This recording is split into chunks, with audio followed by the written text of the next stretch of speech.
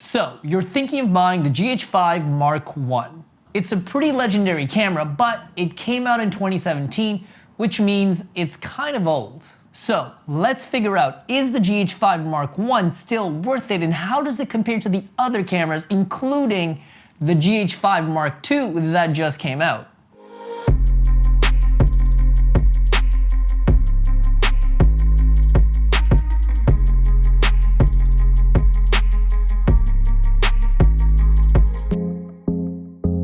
By the way, if you're new to the channel, we talk about anything and everything to do with camera gear, including teaching you guys how to take better photos and videos. So if you enjoyed this video, please leave a like down below. It helps me keep making more of this content for you guys, and subscribe if you want to see more of my videos. And as always, I'm going to leave links down below for all of the gear and products that we talk about today. Let's get into the video. Why exactly is the GH5 such a legendary camera? Well, for two reasons. One, it has a ton of horsepower at a very competitive price point. Other cameras that cost as much or more than this camera actually don't do a lot of the frame rates and the bit rates that this camera does. So naturally, it makes this camera a better buy. And the second reason is because this camera has so much horsepower, it kind of makes it a Swiss Army knife. There's not a lot that this camera cannot do. So for that reason, let's take a look at exactly what the GH5 does well, what kind of content it's good at making, and what are some of the small drawbacks of using the GH5. Most cameras that do full HD and 4K often have a trade-off, where either the 4K is really good with the HD suffering, or the HD is really good with the 4K just being okay.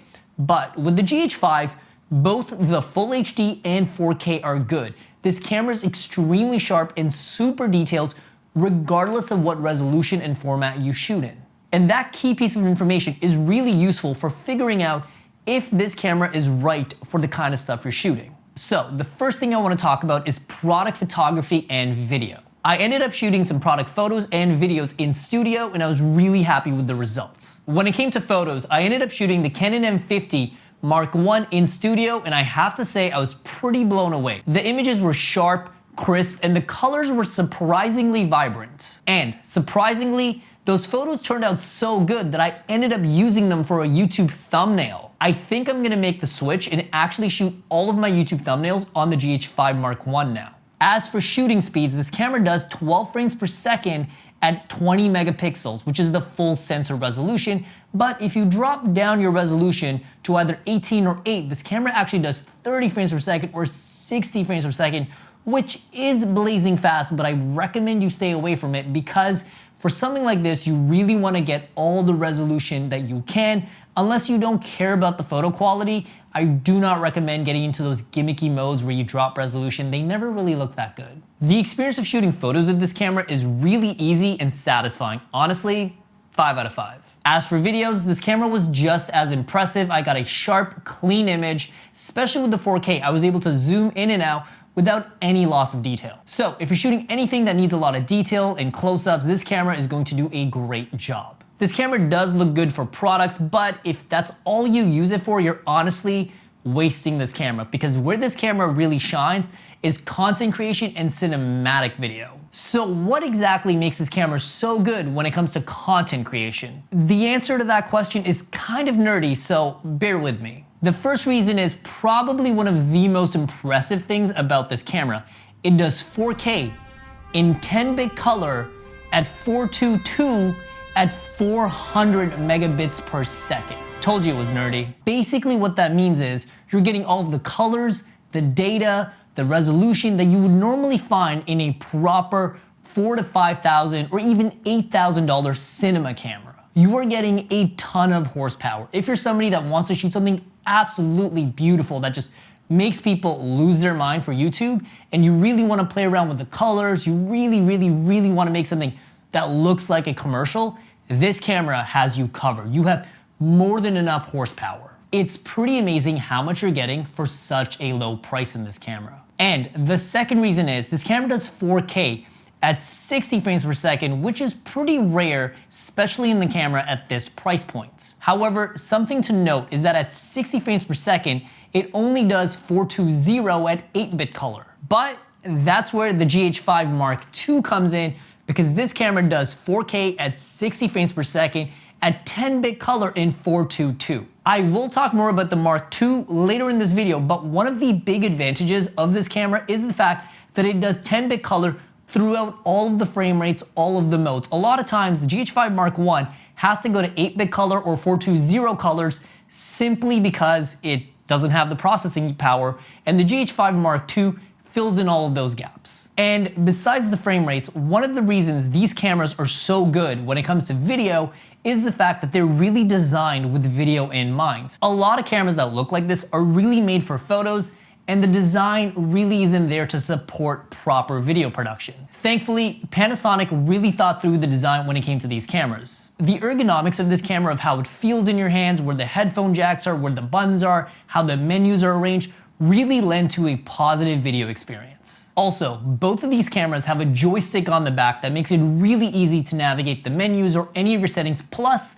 both of these cameras have touch enabled for the menus, which makes them really easy to use. I'm kind of surprised I'm saying this, but the ergonomics on this camera are as good as a Canon camera. So if you're someone that's new to cameras, these cameras will not be difficult to figure out. The last reason the GH5 is so good when it comes to shooting content and video is simply because it's great at slow motion. Both the Mark I and Mark II do 4K at 60, but they also do 180 frames per second at full HD. And at this price point, there are absolutely no other cameras that offer that feature. If you're someone that likes to shoot a lot of slow motion, especially when it comes to YouTube or content creation, slow motion can really help make your videos feel epic. These cameras are a must. However, I do want to mention that in this mode, it shoots at 420 8-bit colors, which isn't the end of the world, but it would have been nice to get 10-bit color at 422. Also, neither of these cameras have a recording limit, which is great if you're shooting weddings, corporate work, or anything where you need to keep your camera running for a long time. However, I do have one major and very serious issue when it comes to shooting with this camera. The dynamic range on this camera isn't great, and here's the thing. I might be spoiled. My main camera is a $50,000 RED camera, which has 16 stops of dynamic range. This camera apparently has 11.5, but I would really say it's closer to 9, maybe 9.5. And a lot of times when I was shooting in bright, challenging conditions, I often found that the highlights were totally blown out or the shadows would just totally go to black. I really wish this camera had a nicer roll off on the top end and bottom end. If you want to shoot something that has a really soft, cinematic, vintage look, I would not use this camera. It's really not going to give you anything close to a Canon or an Alexa camera. But if you're shooting things like music videos or commercials where it's not so much about that soft dynamic range, it's more so about having a vibrant and punchy image, these cameras are going to do great. And the other thing that I want to talk about is the sensor size. This camera has a micro 4/3 sensor, which is actually pretty small and is one of the smaller sensors you will find in a camera. The main thing that the smaller sensor will affect is that you have a smaller sensor, therefore less resolution because there's less megapixels, and because it's a smaller sensor, this camera really is not that good in low light. And lastly, you will not get the same shallow depth of field effect that you would get with a larger sensor size. But if you use the right lenses on this camera, the shallow depth of field issue simply goes away. I'll talk more about how to fix that at the end of the video. And this only applies to people shooting something cinematic, but both of these cameras have the option of shooting anamorphic. Anamorphic is a type of lens format that you only ever see on high-end movies, TV shows, for Netflix, Hulu, Disney+. You really don't see everyday people using them, but if you're somebody that wants to make high-end cinematic work, having anamorphic available right in your camera is a big plus. The GH5 is really like having a mini cinema camera because on top of all the horsepower, Panasonic has even added things like waveform, vector scope, focus tools that you would need on a professional camera. The GH5 cameras are an absolute beast, and despite having a flip out screen, the one thing I would not use these cameras for is vlogging, simply because the autofocus kind of sucks. And I know what a lot of GH5 users are going to say, it's been fixed, there was a firmware update, but despite all of that, I still found that it often just lost my face completely, or it didn't do a good job tracking as I move closer or further away from the camera. But I don't think that's necessarily a deal breaker. If your subject isn't moving too much, the autofocus does a fine job. It's really when the subject is moving super fast and the autofocus has to work extra hard.